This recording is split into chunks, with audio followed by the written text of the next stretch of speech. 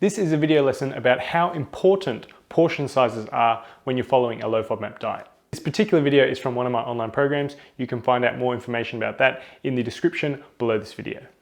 Remember that all plant-based foods and foods made with plant-based ingredients contain FODMAPs. Now, it's the amount of FODMAPs that they contain which determines whether they're going to be high or low in FODMAPs. Therefore, even if something is classified as low FODMAP and safe to eat, eating many servings of that same food could push the amount of FODMAPs into the high FODMAP zone, so to speak. This is why the low FODMAPs list that I provided in the other lesson contains recommended serving amounts for each food. So then comes the question, well, what if I eat many different low FODMAP foods at one time, but all within their recommended portion sizes? Is that okay? For example, your evening dinner meal could be half a cup of Savoy cabbage, half a cup of broccoli, 1 carrot, and 2 Brussels sprouts. They're all low FODMAP in their portions, but you're eating them all at the same time. Is that going to be okay? As a general rule, we could say that spread is probably going to be a little bit high because some of these foods are going to contain the same FODMAPs, and they're going to build upon each other in that same meal and kind of come into this high FODMAP zone. For those playing at home, half cup of Savoy cabbage is considered low FODMAP, but anything more than that is considered high FODMAP because it does contain quite a significant amount of oligosaccharides, which are one of the types of FODMAPs. Now you can check that in the Monash app.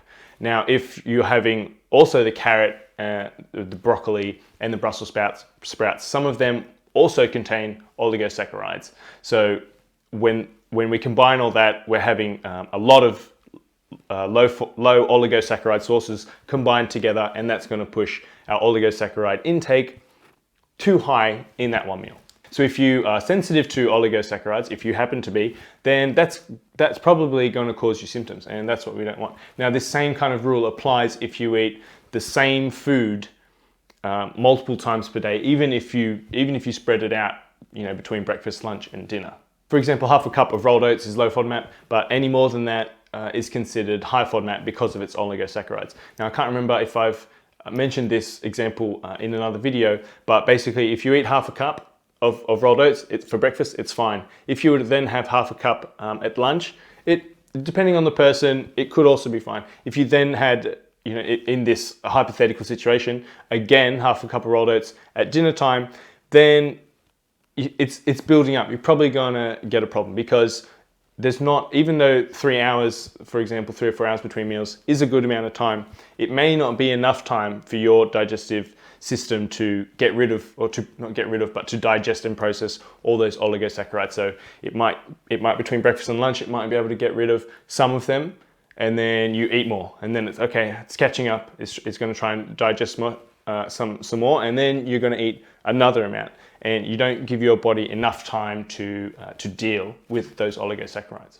So then you can see there's all these different variables with different foods, different people, how they react to them. Depends what you're sensitive to, but as a general rule, we can say that you shouldn't go for more than 3 different low FODMAP options, 3 different low FODMAP fruit or vegetables at the same meal at the same time.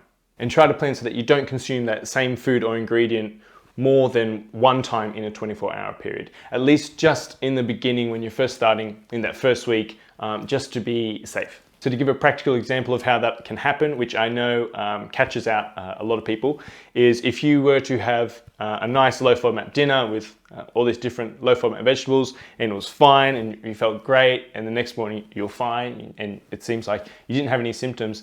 If you then had the leftovers from dinner, if you made a big portion, if you have those leftovers for lunch, then that's within a 24-hour period, and then you're putting all those same FODMAPs in your system again, and some of them may get pushed into the high FODMAP zone, and then you may get problems, and then you end up, at dinner time, when dinner comes around, you may have some symptoms, and you get confused because, well, the meal was fine at dinner, and then now I've eaten something at lunch, or it seems like I've eaten something at lunch, and I've got symptoms, maybe it was my breakfast, and then it's just a mess, and it's just confusing. So when you start in that first week, you have dinner, lunch, even if you have leftovers for dinner, you could have those leftovers, say, the following dinner, because it's 24 hours, or even better if you waited until to have them for lunch, leftovers the day after.